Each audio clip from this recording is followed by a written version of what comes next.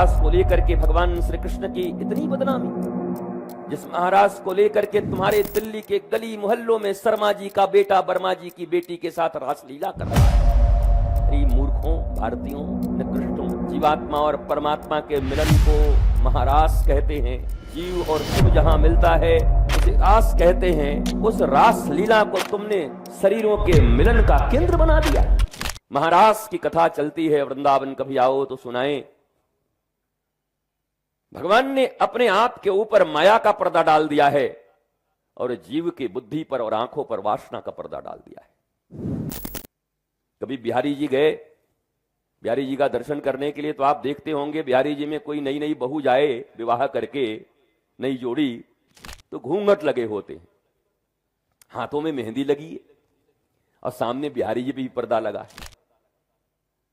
बिहारी जी का पर्दा हटे तो सबको दर्शन हो जाए, पर बहू के तो घूंघट भी हैं, इसका घूंघट भी हटे तब दर्शन हो। और हाथों में है आसक्ति की मेहंदी। ये पूरा का पूरा महारास बस दो शब्दों में समझ लेना।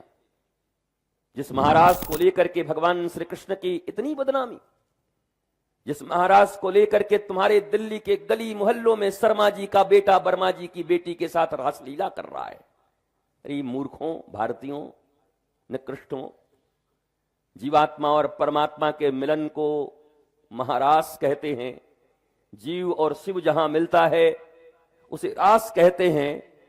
उस रास लीला को तुमने शरीरों के मिलन का केंद्र बना दिया।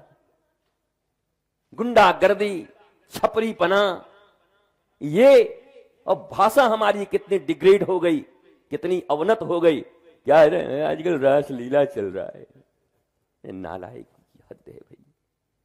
जिस देश में अपने अवतार पुरुष लीला पुरुषोत्तम भगवान श्री कृष्ण जगदम्बा के विषय में ऐसी बातें कही जा सकती हैं, भक्त भगवान के विषय में, उस देश की संस्कृति को कौन बचाएगा?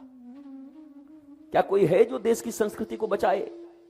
आप सब यहां बैठे हो, मुझे पता है संस्कृति से भी किसी को मतलब नहीं, देश से भी किसी को मतलब नहीं, राज्य से भी किसी को मतलब नहीं। ये सब ढोंग है भाई, बेकार की बातें छोड़ो।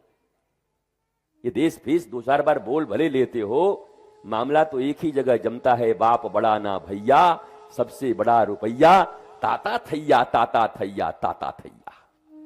बाकी सब बातें कसमें वादे प्यार वफा सब बातें हैं, बातों का क्या, नाते हैं नातों का क्या।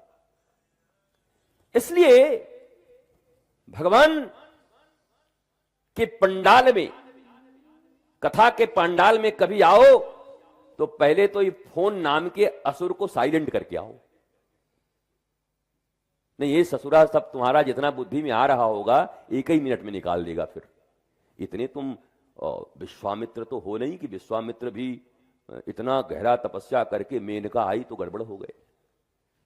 हमारे तुम्हारे जैसे आज अगर मीडिया होती तो भगवान राम का भी जीना मुश्किल कर देती। अच्छा, इनको यही गुरुजी मिले, इनका रिकॉर्ड तो लाल दाग लगा हुआ है इनके चरित्र में।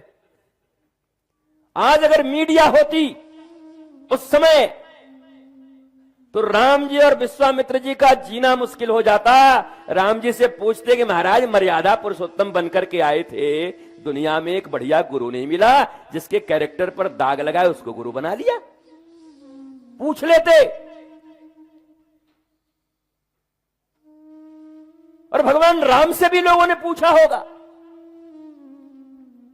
तो भगवान राम का उत्तर कितना बढ़िया है। भगवान राम कहते हैं, कोई व्यक्ति एक बार मेनका आई, दूसरी बार कौन आई थी? रंभा। रंभा भी आई थी, पत्थर बना दिया था। फिर क्या कहा विश्वामित्र जी ने? मैं एक गलती एक ही बार करता हूं, दोबारा मुझे ठगना बहुत मुश्किल है। भगवान राम ने कहा, गलतियां न हो, त्रुटि न हो, ऐसा कोई मनुष्य इस धरातल पर जन्म नहीं ले सकता। त्रुटि है इसीलिए जन्म ले रहे हैं।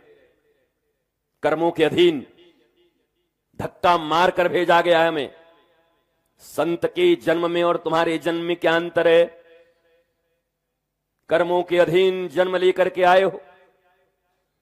अगर तुम्हारे हाथ में जन्म लेना होता और तुमसे भगवान ऊपर पूछे होते कि तुम्हारा जन्म होने वाला है, कहां लेना चाहते हो? बिल गेट्स के घर में कि एलन मस्क के घर में कि पन्नालाल केले वाले के घर में? तो कहां लेते? नहीं नहीं, अभी मम्मी पापा रट रहे हो बहुत, ऊपर ही अगर पूछ लिया गया होता भैया कहां जाओगे, हाँ हमको तो एलन मस्क के घर में भेज दीजिए, हाँ, ये बने बनाए मौज फिरेशन मिली। कौन चाहता कि दिल्ली की सड़कों पर ठेले पर बेच रहे, दिन रात मेहनत कर रहे किसी ऐसे व्यक्ति के घर में जन्म लेना जहां 2 वक्त की रोटियां भी बड़ी मुश्किल हो जाती हैं? क्या तुम चाहते? अगर भगवान ने तुमसे पूछ लिया होता जन्म के पहले कि बताओ जी ये इतने इतने ABCDEFG ग्रेड हैं, ए ग्रेड में ये हैं, बी में ये हैं, तो जेड में कौन आना चाहता? बोलते नहीं, बड़े ऐसे दिखा रहे हो कि नहीं हम तो इसी मम्मी पापा को चुनते, खाक चुनते। जब उस समय तुम्हारे तो मम्मी पापा ही नहीं थे, वो पूछा जाता कि तुम्हारे पास अवसर है कि तुम भारत और दुनिया के सबसे धनवान व्यक्ति के पुत्र बन सकते हो, तो क्या तुम कभी दूसरे घर में आना चाहते? विद्वता की जिसे चाह होती वो सबसे विद्वान के घर में आना चाहता, धन की जिसे चाह होती वो सबसे धनवान के घर में आना चाहता, जिनकी जिनकी जो चाहते होती, जिनको सुंदरता का होता, वो कहते ऐश्वर्या का बेटी बना दो मुझे, वो ऐश्वर्या के घर आ जाते, सब चुन लेते। पर आपको धक्का देकर भेजा गया है, आपके हाथ में नहीं था, आपने कर्म कर लिए थे। सनातन धर्म पुनर्जन्म को मानता है, तो हमारे कई और जन्म हैं, उन जन्मों के संचित कर्म जो प्रारब्ध बन गए। संचित क्या बन गया? प्रारब्ध बन गया, और उस प्रारब्धानुसार माता मिले, पिता मिले, परिवार मिला, घर मिला, द्वार मिला, समाज मिला, और हम यहां पर आए। उतने तक तो मजबूर थे, पर आगे मजबूर नहीं। अब ये पूरा जीवन आपको कर्म करने के लिए मिला।